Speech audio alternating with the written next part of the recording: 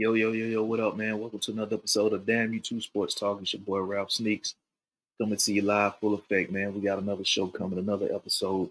But make sure you go over to YouTube, head over there, subscribe to the page, Damn You Too Sports Talk on YouTube. Head over there, subscribe, hit the notification bell so you can get notified when I drop new content.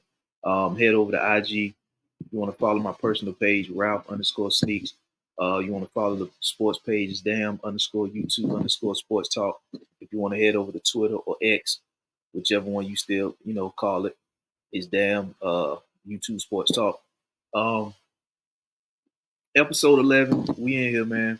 We're going to get straight to it. We're going to talk a little NFL today. We're going to do divisions. The next few episodes, I'm just going to do a couple teams out of each division until we get all divisions covered throughout the league. But today we're just gonna start off with the AFC East and then the AFC North. We're just gonna talk about the teams, the moves they made in the offseason, the additions, the losses, the draft picks, um, just what they did last year versus what they need to do this year, and predictions for as far as where they finish in the division this year, record wise, whether they make the playoffs, miss the playoffs, or whatever the case may be. But let's get started, man. We're gonna start off with the AFC East. We're gonna go into the New England Patriots. Hold on, let me see if I can get y'all up on this. Yeah, we got the standings pulled up right there. AFC East last season. The New England Patriots. They finished last in the division. The Jets finished third. The Dolphins finished second, and Bills finished first and won the division. But we're gonna get into it.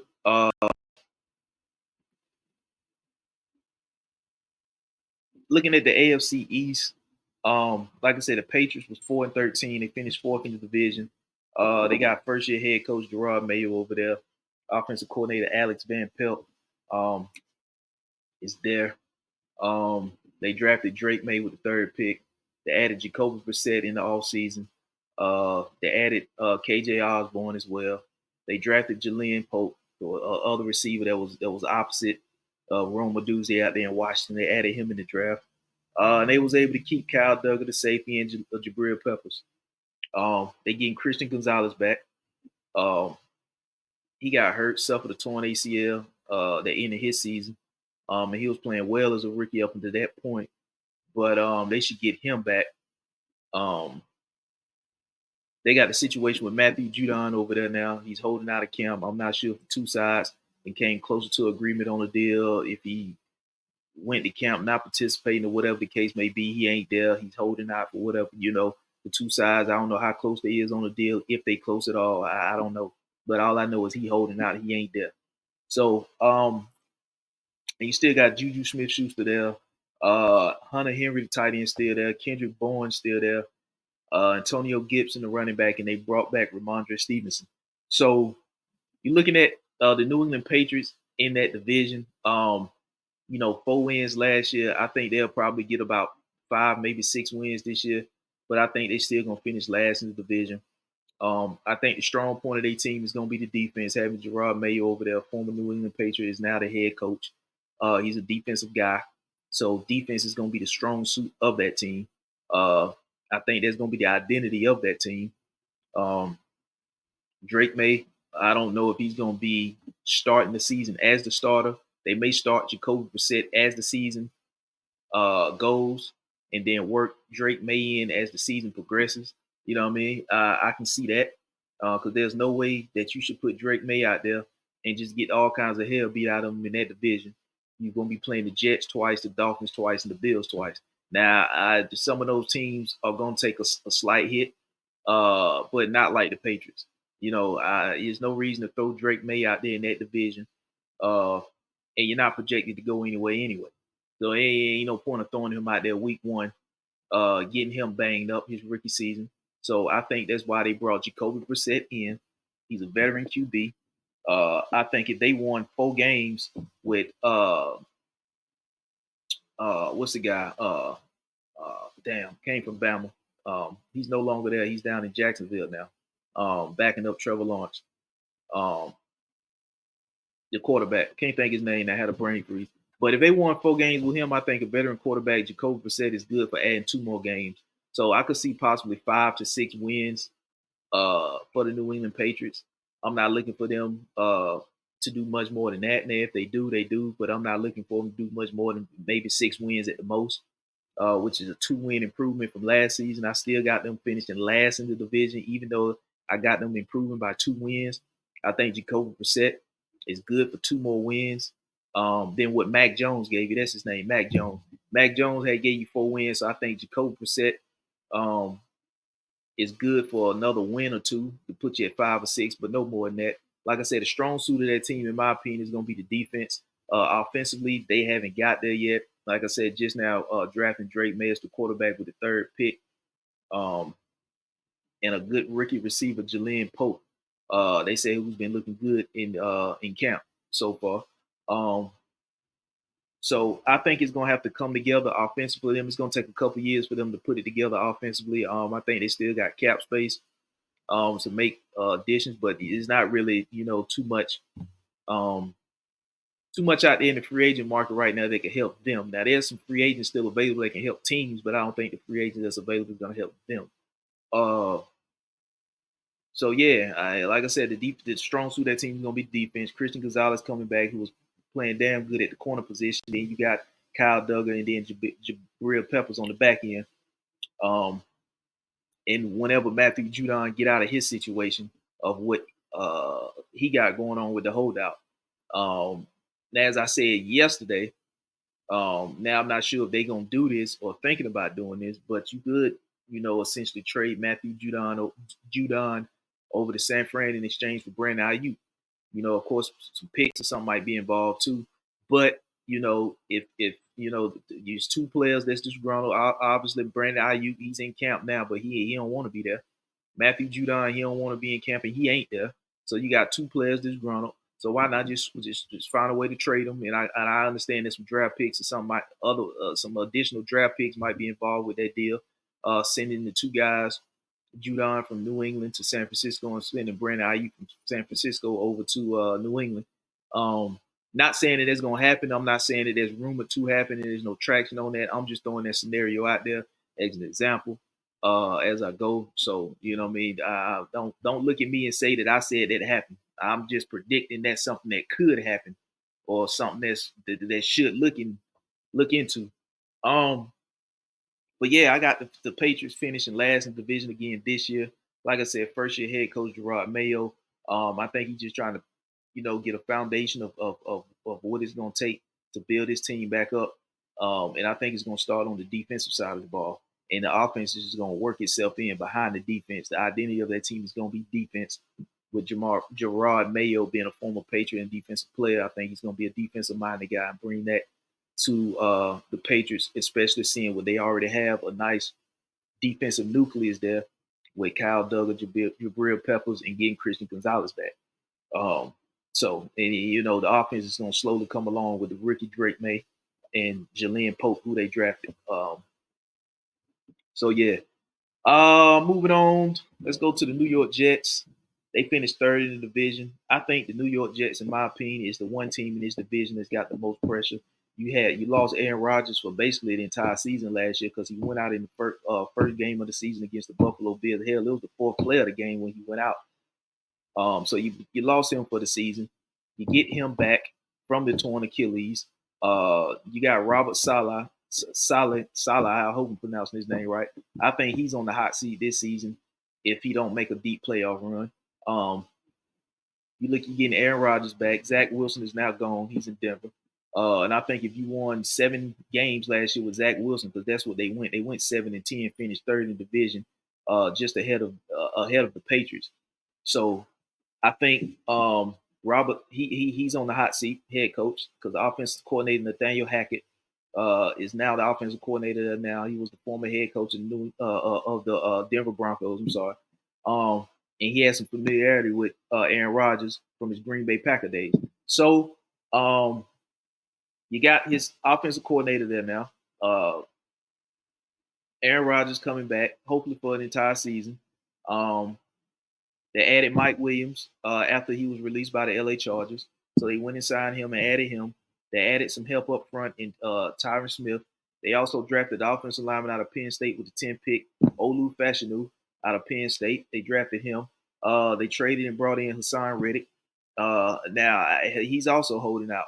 I'm not sure when the two sides or if the two sides have gotten close on a deal or contract extension, because that's what Hassan Reddick is holding out for. That's probably why Howie Rosen traded him over there from the Eagles, because there was no reason for them to keep Hassan Reddick, even though Hassan Reddick was playing good over there in Philly, but they already had Nolan Smith coming behind him, ready to go. So Howie Roseman, that's why he moved off of Hassan Reddick. And if you the New York Jets, you had to know that you was going to have to pay Hassan Reddick after trading for him.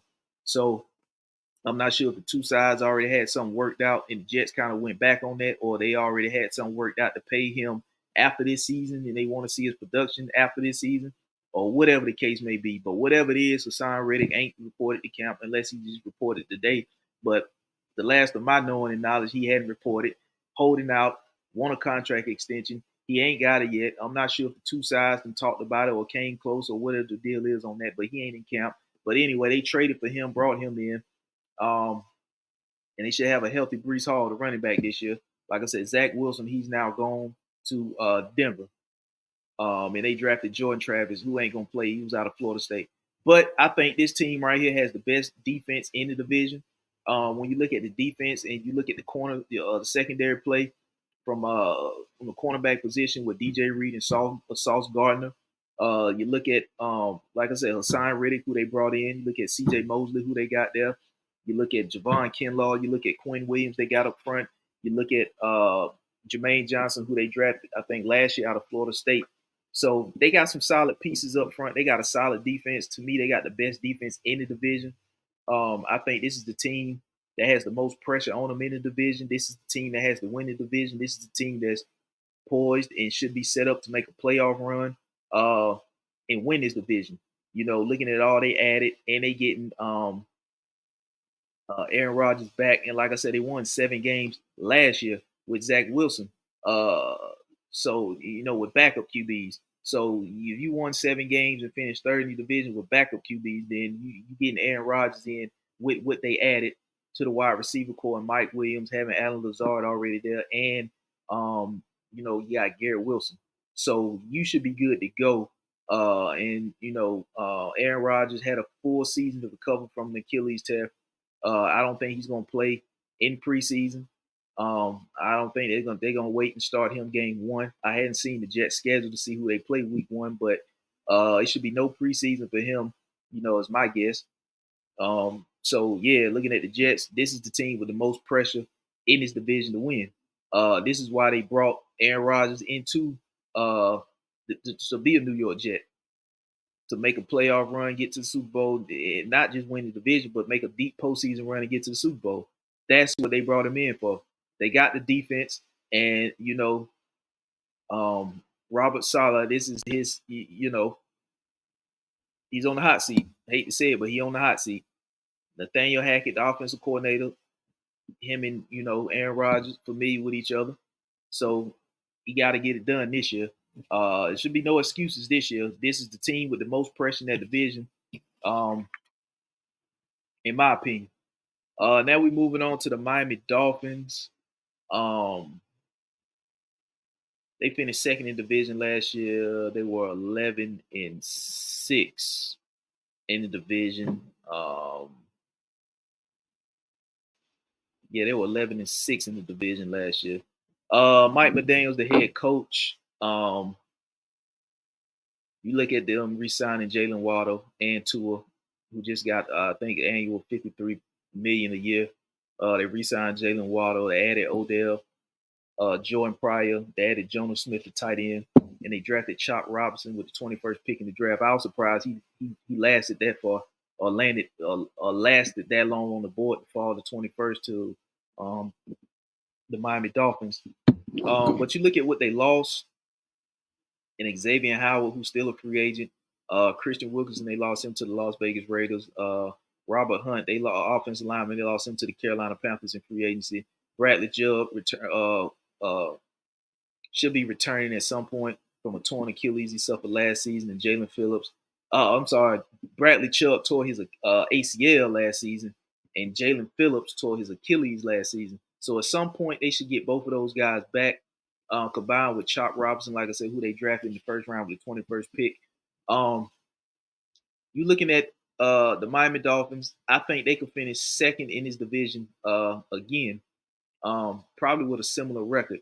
You basically bringing back almost the same team, minus Xavier Howard, and the guys that I just um, mentioned, losing Christian Wilkinson up front. But this team is built on speed. Um, I think when you look at this team, you look at them offensively, bringing Tua back, having Reed up, Jalen Waddle, when you still got Tyreek Hill there, Raheem Mostert, and the other guy, running back out of I can't think his name now, but he running back last year, he had some injuries. He was a rookie last year, running back out of Texas A&M. Can't think his name now, but they're built on speed. Mike McDaniel's coming from that Kyle Shanahan coaching tree. He brought that style of play over to Miami, and Miami is a high-powered offense, so they can afford to take a slight hit on defense. But I don't think they're going to take that big of a hit on defense. It just depends on how Bradley Chubb and Jalen Phillips bounce back from their season-ending injuries last season, and how quick Chop Robinson comes on. The DN they drafted out of Penn State. If those guys can come back from their injuries and Chop Robinson can have a good rookie year, I ain't saying a great rookie year, but if he can have a good rookie year and Bradley Chubb can come back from his torn Achilles injury, and I understand it ain't easy, and Jalen Phillips come back from his torn Achilles, it ain't easy to do that. But if it can be done, I think the Miami Dolphins will still, be 11-win team again this year, and finish second in that division as well. Um, like I said, they added Odell Beckham. Odell Beckham is probably going to be the third receiver over there behind Jalen. Well, I know he is going to be, and he ain't even healthy himself. So he coming in behind Waddle and Tyree Hill, and adding Jonas Smith, the tight end. So yeah, the Miami Dolphins, I got them finish second and again in this division. Um, I got the Jets winning the division. I got Miami finishing second in the division, and I'm taking Buffalo Bills, who won the division last year, to finish third in the division, and New England's going to finish last in the division again. So that leads me to the Buffalo Bills. Like I said, last season they won the division at 11-6. Uh, Head coach Sean McDermott. This is Sean McDermott also has to be a coach that's on the hot seat this season. Even though he lost a lot, he didn't capitalize on when he had a lot. But now that he lost a lot, I'm not sure what he's going to be expected to do with what he lost. Um, he lost Stephon Diggs, traded him to Houston. You lost Gabe Davis to Jacksonville. You lost Jordan Pryor to Miami. You lost Micah Hyde, who's still a free agent. And I'm not sure if they're going to bring him back or not, but he's still currently a free agent, I believe. You lost Leonard Floyd to San Francisco, and then you lost Tre'Davious White, the cornerback, to the LA Rams. So you lost a lot on both sides of the ball. You drafted Keon Coleman in the second round. You added Curtis Samuel, who was with the Washington Commanders last season, and you added Mac Hollins, who was with the Atlanta Falcons last season. And you still got James Cook, the running back there. And they also brought in Frank Gore's son as an undrafted free agent. So you're looking at the Buffalo Bills, and you still, you got Josh Allen there. I think it's going to be a pretty rough season for the Buffalo Bills this year. They lost a lot. They're going to rely on Keon Coleman, a rookie, for a lot of production that they lost between Stephon Diggs and Gabe Davis. Uh, Curtis Samuel's going to come in. He's kind of a guy that can play both receiver and running back. He's kind of an in-between guy, pretty much a slot guy almost.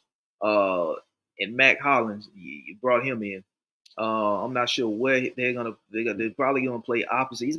He probably gonna have a similar role that Gabe Davis had.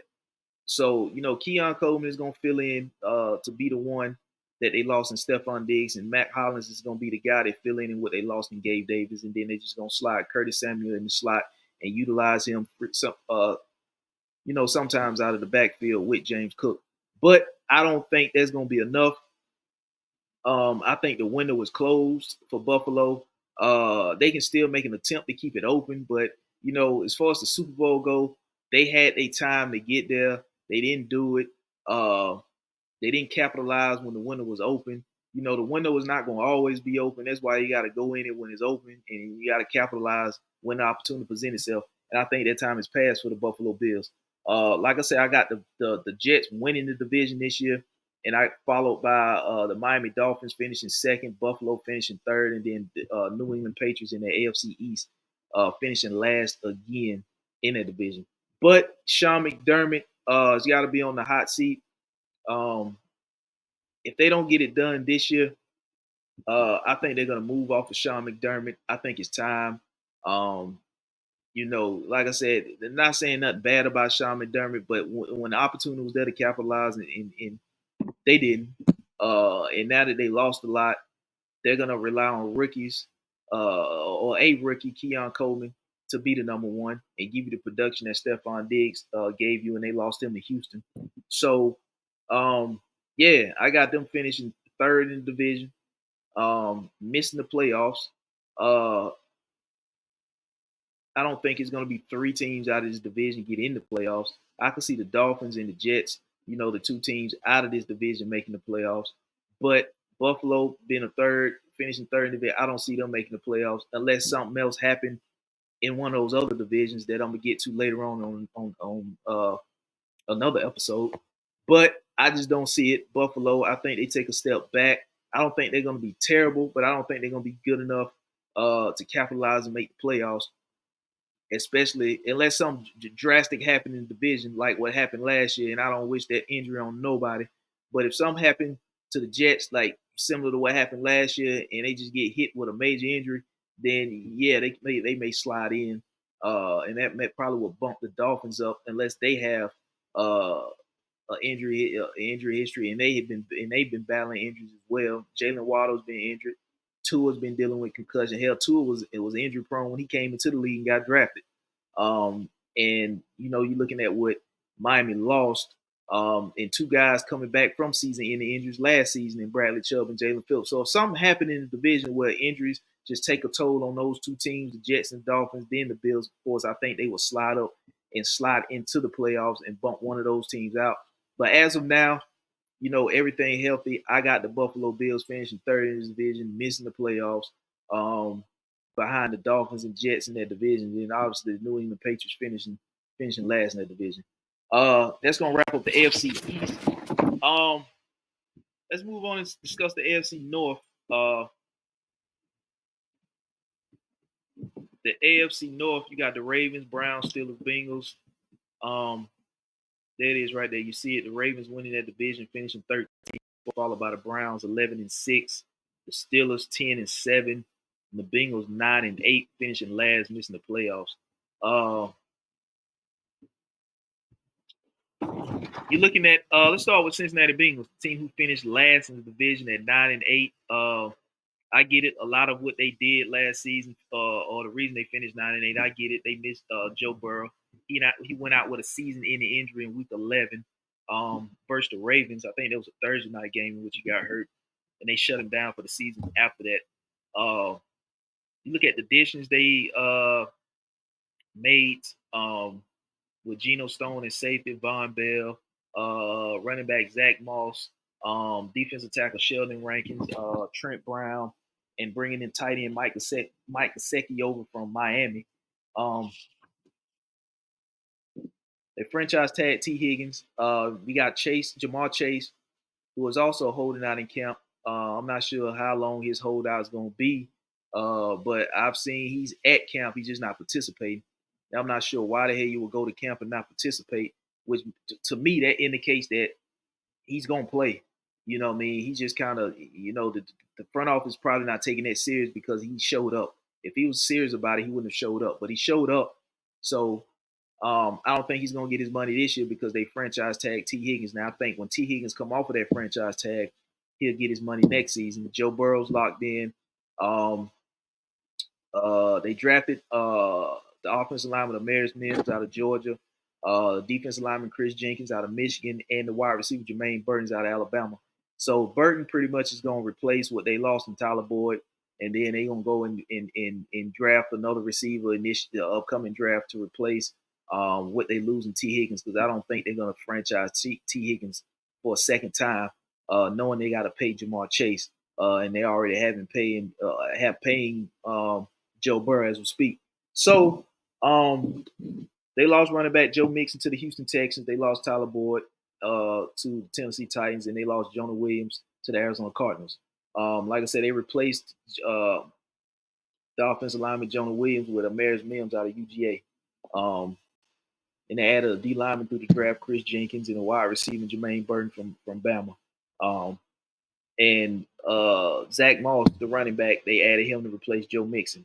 Now, I don't think Zach Moss is as good as Joe Mixon, but I guess that's what, once you start looking at how the cap situation is and having to pay Jamar Chase and choosing the franchise tag T. Higgins, then, you're going to lose somebody. And the odd man out was Joe Mixon, and he ended up in Houston. He ended up in a good situation, a damn good situation in Houston down there with C.J. Stroud, and they also picked up, like I said, Stephon Diggs. So, and already having Nico Collins down there and Tank Dell. So, he landed in a good situation. So it wasn't as bad for Joe Mixon to get out of Cincinnati and end up landing somewhere like Houston with that kind of offensive firepower. But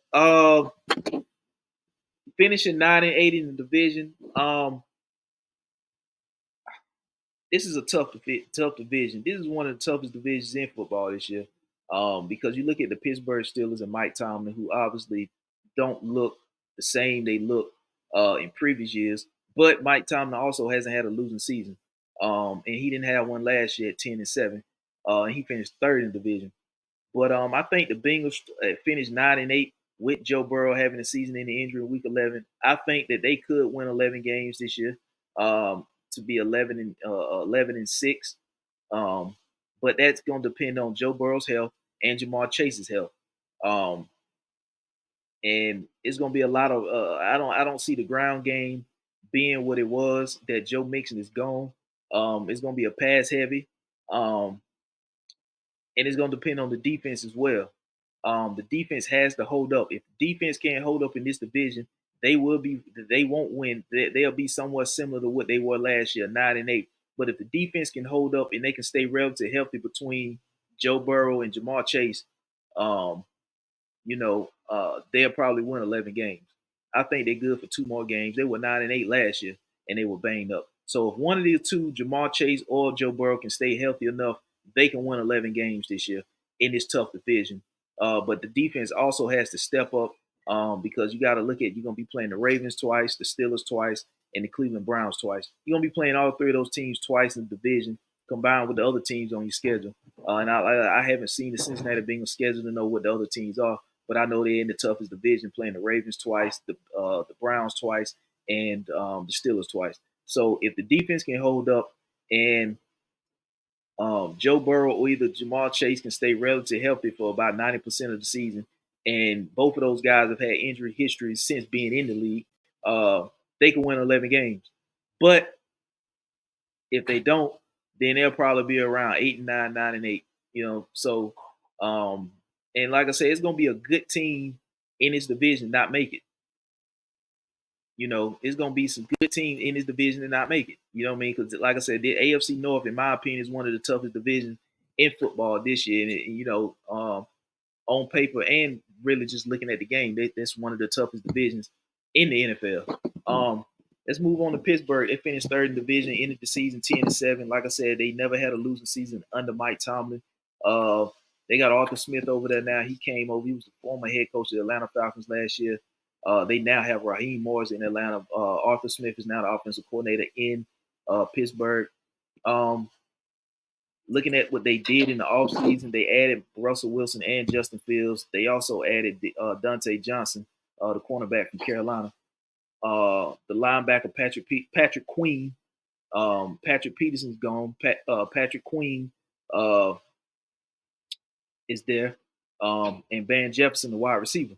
And looking at what they drafted, Troy Fontaine, I hope I pronounced his name right. He's the offensive lineman out of Washington. They drafted him in the first round. They drafted Zach Frazier, a center in the second round. They drafted Roman Wilson, a receiver from Michigan, in the third round. And they also drafted Peyton Wilson, a linebacker, who I was surprised fell to them to the third round, to the Steelers in the third round. I was surprised at that. Drafted him out of NC State. This is they lost Deontay Johnson as well. They lost Kenny Pickett, Mason Rudolph, but like I said, they picked up Russell Wilson and Justin Fields to offset Kenny Pickett going to the Eagles and Mason Rudolph going to the Titans. And they lost Deontay Johnson to the Panthers in the trade with involving Dante Jackson. So you're looking at the Steelers. You got Russell Wilson. I think he's injured. He's not participating now because of an injury, hamstring. It's either hamstring or calf injury he's dealing with, one of the two. But you got Justin Fields taking first team reps, and he's found some type of chemistry. And I know it's only camp, and they only been there for a few days, but he seemed to get on some type of chemistry, rhythm, and page with George Pickens. Now, I think that knowing Mike Tomlin's history with the Pittsburgh Steelers, never having a losing season with him, he went 10-7 last year, having Kenny Pickett and Mason Rudolph there. I think he could duplicate the same thing, having Russell Wilson and Justin Fields there.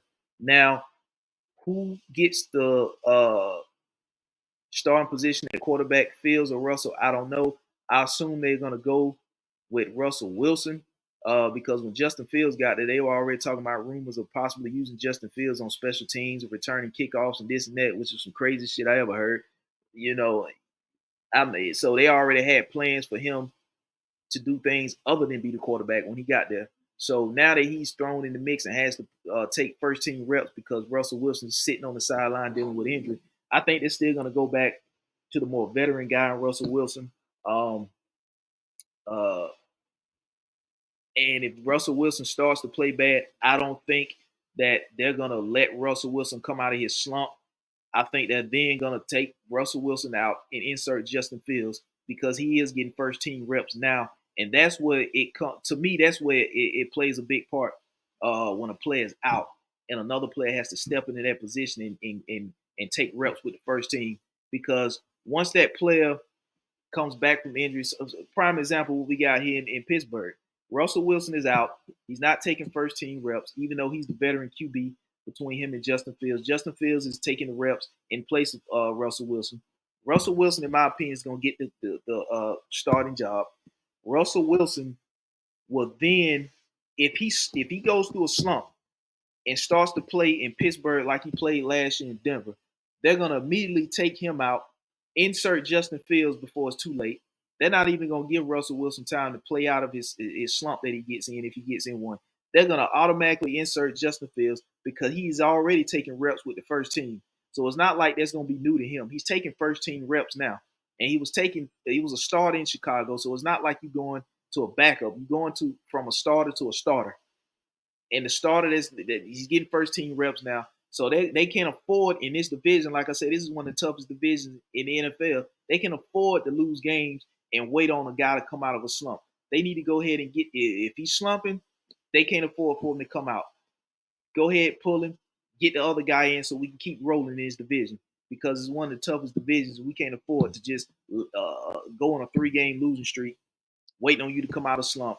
And we got a guy that's also a starter in Justin Fields that was taking first team reps in camp in your absence due to injury that we could just slide in and keep it moving. And it seemed, like I say, he seemed to be building some type of rapport with George Pickens. So, and that's the number one guy there.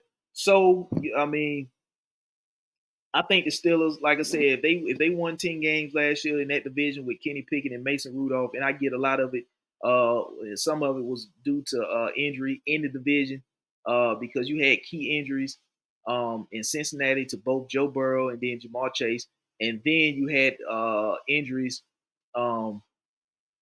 in Cleveland.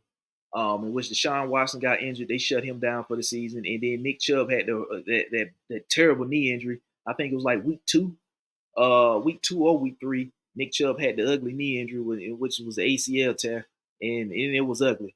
If you didn't see it, I don't advise you to go see it. It was ugly. We don't know how many games they would have won, how many more games they would have won or lost if those injuries hadn't happened. And I get it was within the division. But healthy and playing how I know they can play, and knowing the history of Mike Tomlin as the Pittsburgh Steelers head coach, never having a losing season under Mike Tomlin being the head coach. Oh man, this is gonna be tough. This is gonna be tough. I might have to hold my prediction for this division, but this one is gonna be tough. Um, Let me just hold up. This is probably tough. This is probably tough because you still got the Baltimore Ravens and the Cleveland Browns I'm about to get to. Speaking of, um, yeah, speaking of Cleveland finishing 11-6, second in the division last year. They had key injuries too to Nick Chubb and Deshaun Watson, who I think injured his shoulder in like week 9 or something like that. And they ended up shutting him down. He got injured before Joe Burrow got injured. So they shut Watson down for the season before Joe Burrow had the season-ending injury. Nick Chubb, like I said, he tore his ACL in like week 2 or week 3 or something like that. It was ugly. They lost 2 linebackers and they lost Joe Flacco in the offseason, but they replaced the loss of Joe Flacco with the addition of Jameis Winston. And they also added Jerry Jeudy, Devin Bush. They added 2 linebackers. They lost 2 linebackers and they added 2 linebackers in Devin Bush and Jordan Hicks. And like I said, they lost Joe Flacco, but they replaced his loss with Jameis Winston. Head coach Kevin Stefanski still there. 11-6 in the division last year. And to me, this is a proven year for Deshaun Watson. This is the year that Deshaun Watson got to show and prove that he is what they traded, I think, 6 draft picks to get and gave him a fully $230 million fully guaranteed contract. He has to prove why they traded 6 picks, and I think 3 of those 6 picks were first round picks. So this is the year he got to prove why they traded to get him and gave him a $230 million fully guaranteed contract. And I get it, he struggled losing Nick Chubb early in the season, but Deshaun Watson hasn't been looking the same. You know, they gave him some help by adding Jerry Jeudy to go opposite of Amari Cooper. Nick Chubb at some point should be coming back this season. Deshaun Watson got to play better. And even then, with to me, Deshaun Watson ain't looked good since he left Houston and dealing with that situation in which he had all those sexual allegations come out with the women. I think it was like 20 something women or whatever come out. So he hadn't looked good since then. I think a lot of that is still weighing on him, combined with the suspension that he had to serve from all of that. So, you know, getting back in the groove and getting back in and all that, I understand that, you know what I mean? So this is the year he gotta, you know, come out, show and prove why they traded 6 picks, 3 first rounders included, and gave him a $230 million fully guaranteed deal. This is the year he gotta prove that. And like I said, last year dealing with the two injuries at the quarterback position and Nick Chubb, who is basically almost like a running back slash receiver because he can catch the ball out of the backfield. He can run between the tackles and outside the tackles. He's a bell cow. So losing that and you know getting that back at some point this season, and Jerry Jeudy they added over from the Denver Broncos, they should have a pretty solidified offense. Having a number 1 and number 2 option to throw the ball to Jerry Jeudy or Amari Cooper. Hopefully Jerry Jeudy performs better in Cleveland than he did in Denver. You know, and I know Jerry Jeudy had the back and forth, you know, situation with wide receiver Steve Smith. Um, so yeah, I don't know where his head at. You know, what I mean, hopefully it's in Cleveland, um, and can help this offense because this is, like I said, this is a tough division, and a lot of it's going to be on Deshaun Watson's shoulder. Um, and this is the year, like I said, Deshaun Watson got to prove. So winning 11 games, going 11-6, finishing second in the division last year with all that they dealt with, I think that they could do similar this year if they come back healthy. Um, they might be a game or 2 better. I'm not sure. Like I said, I haven't looked at the remainder of the remaining teams that they play on their schedule outside of the division. That they got 2 with the Steelers, 2 with the Bengals, and 2 with the Ravens. So I think they could be similar, 11-6 this year. You know what I mean? Still having Denzel Ward on the defensive side of the ball with Myles Garrett. So I'm not sure what happened with Grant Del Pitt. They drafted out of LSU. I'm not sure if he's still there or not, but I hadn't really heard much from him since he got drafted there outside of injuries that he's been dealing with. But um, I think they're still going to be a dominant defense. I'm not saying they're going to be the best defense in the division. I think they could be one of. And like I said, this is a tough division on both sides of the ball for all four teams. I think the weakest defense in this division would be Cincinnati. Um, and the strongest defense in this division could be Baltimore. But you don't. But of course, Pittsburgh, known for defense, and Cleveland, who has a defense, has a good defense. So it's hard to say in this division. That's why it's so tough to make predictions in this division. But I'm gonna give you all my predictions. Um, I think, like I said, Cleveland could finish around 11-6 again this season. Uh, it's gonna be a good team that's left out in this division. It's gonna be a good team that's not gonna get the finish that they would like. That's still gonna have a good record. But that's just how tough this AFC North division is. Um, Moving on to Baltimore, the Ravens won the division last year, 13-4.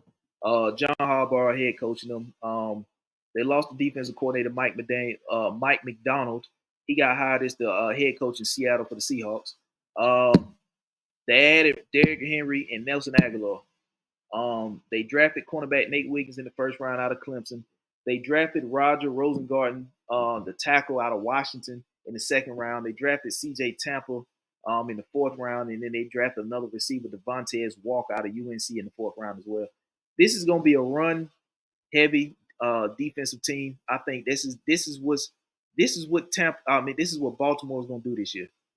They're going to play solid defense because even though they lost Clowney to Carolina, they lost Odell Beckham to Miami, they lost Geno Stone to the division Cincinnati Bengals, and they lost both J.K. Dobbins and Gus Edwards to the L.A. Chargers and Patrick Queen to Pittsburgh. So they lost a lot defensively with Clowney and Patrick Queen and Geno Stone, but they also replaced that well because they got two corners out of the draft. They got a tackle and they got a wide receiver. Devontae Walker is going to replace what they thought they was going to get in Odell Beckham. So I think they pretty much replaced him with a rookie. And then they brought in Nate Wiggins in the first round out of Clemson, who's going to be a day one starter. So you look at what they have on the defensive side of the ball with drafting Nate Wiggins, having Kyle Hamilton there, and just knowing and having Roquan Smith in the middle. So they're going to be stout defensively. The thing that I worry about is the passing game. They got a running QB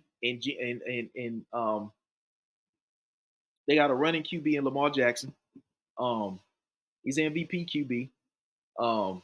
This team right here also, in my opinion, probably has the most pressure on them. You have an MVP quarterback in Lamar Jackson.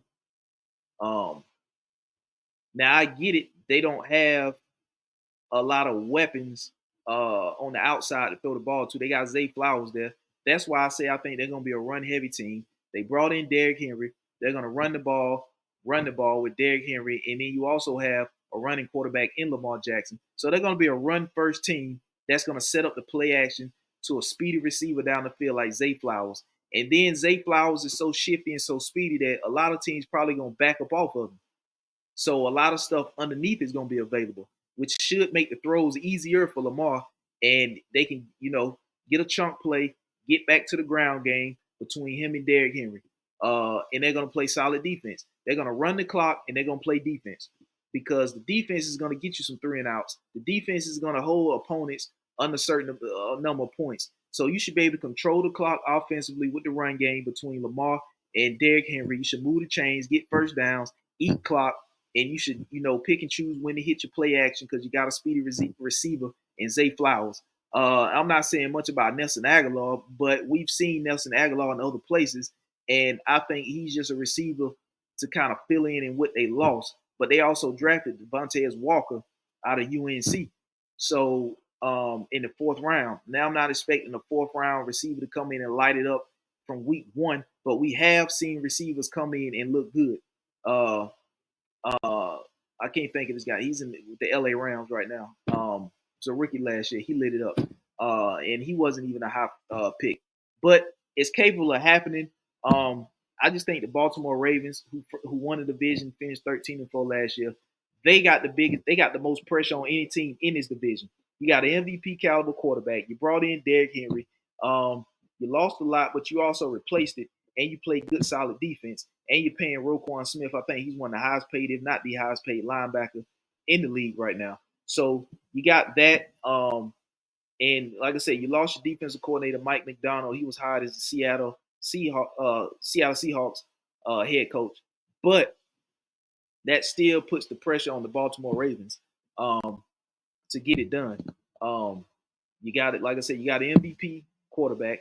You went out and acquired Derrick Henry in free agency, and you still got a solid, stout defense.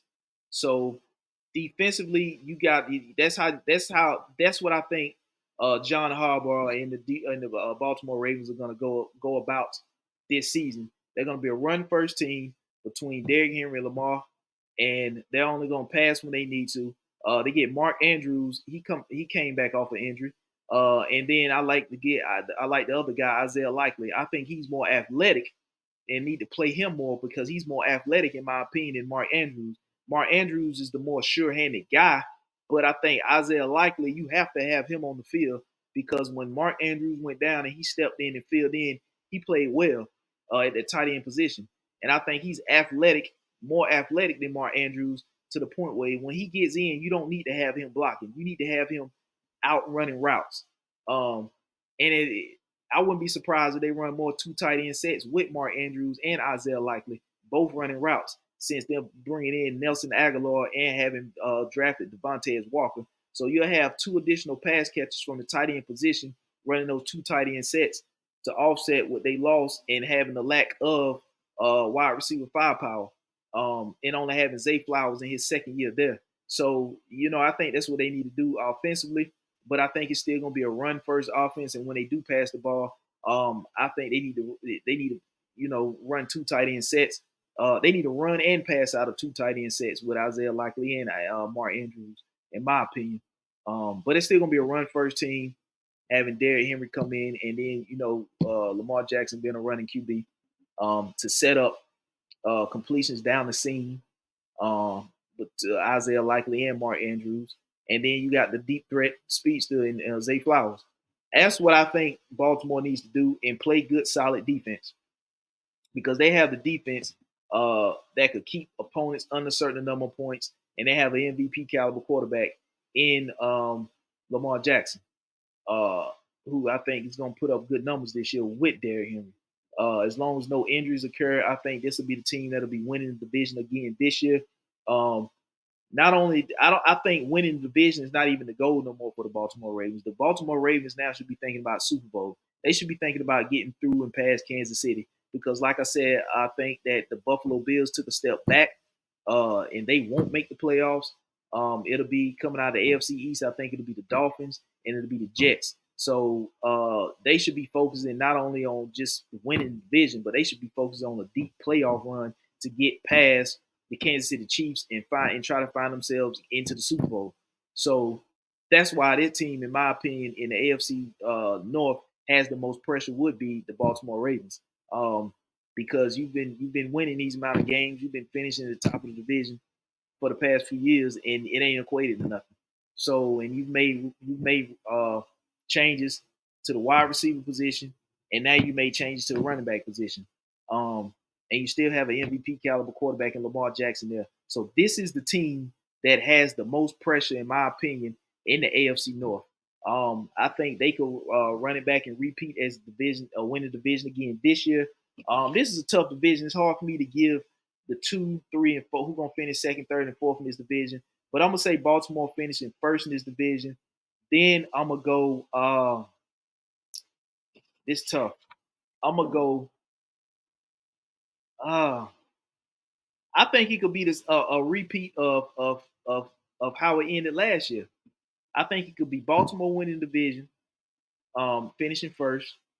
Then it depends on how Deshaun Watson performs this year, and at what point do they get Nick Chubb back during the season? Because Nick Chubb was a big part of their offense, and having Deshaun Watson go down with a season-ending injury, I'm gonna take. You know what? I'm gonna take. I'm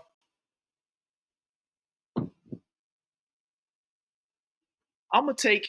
I'm gonna take Pittsburgh to finish second in his division, behind. I'm gonna take Pittsburgh to finish second in his division behind Baltimore, and I'm gonna take Cleveland to finish third in his division. Well, no, it depends. Like I said, it depends on when Nick Chubb come back and how Deshaun Watson plays coming off a shoulder injury. If they don't come back in time, the Cleveland Browns could actually be a good team, but still finish last in this division. But then you also got the Cincinnati Bengals, who also have injuries to Joe Burrow and Jamar Chase. If they can't stay healthy, they could be in fourth. They could finish last in this division. So it's going to be a good team to finish last in this division.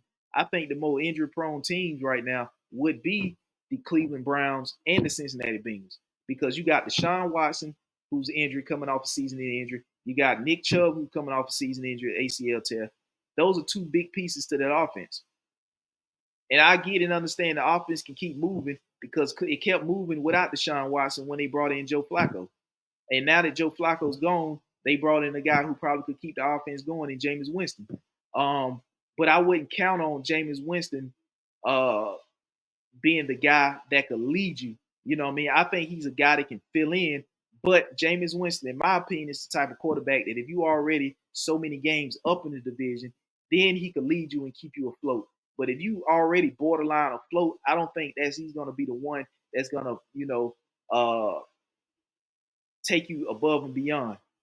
So you already got to have a substantial lead in this division. If something happens, and Jameis Winston come in and he can keep you afloat without going under. But if you already, the water's already at your neck and you about to go under, then and Jameis Winston coming in, that could go south. And I'm not saying nothing bad about Jameis Winston, but that's just how tough this division is, the AFC North. That's what I'm talking about.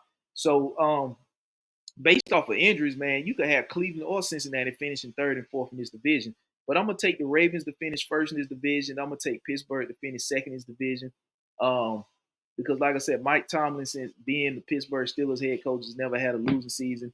Last year they won 10 games with Kenny Pickett and Mason Rudolph.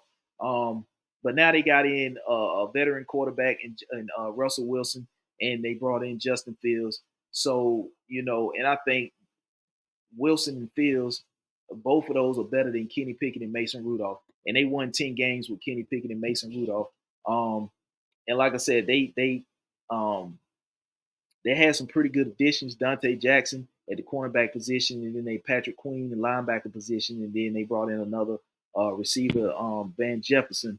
And I think they drafted well. They got two offensive linemen, and then they got another wide receiver, Roman Wilson, and then Peyton Wilson out of NC State. So I'm gonna take Pittsburgh to finish second in the division behind the Baltimore Ravens. And like I said, the two most injury-prone teams in that division, in my opinion, is the Cleveland Browns, Cincinnati Bengals. Depends on how the injuries hold up for them. At what point they get their guys back from key guys back from major season-ending injuries last season. That could determine who finished third and fourth in that division between Cincinnati and Cleveland. So yeah, man, that's what I got for the AFC East and the AFC North. Next episode, I'm gonna hit y'all with the AFC South and the AFC West. And that's gonna wrap up the AFC, and then we gonna, do other episodes, doing two divisions out of the NFC, and then do the last two divisions out of the NFC. And that's gonna wrap up my predictions for the NFL. They're heading into training. Well, they're in training camp right now. Preseason start Thursday. The Bears and the Texans. So before the season gets started, I just wanted to give y'all my predictions. I didn't want to wait to after the season to see how it go to give predictions. I know people do that. To me, that's cheating. That don't count. You got to give your predictions before the season start. And the season hadn't started yet. Hell, preseason hadn't even started. They're in camp as we speak. So yeah, man, they're my predictions, man. To the next episode, I need y'all to go over to YouTube, subscribe, hit that notification bell so you can get notified when I drop new content. Head over to Instagram, check out my personal page, follow me. I follow back Ralph_Sneaks. Head over to the sports page at Damn _You Too _Sportstalk. And if you're on Twitter or X, head over there and follow the Damn You Too Sportstalk page over there. I follow back. Until the next episode, man, y'all be safe.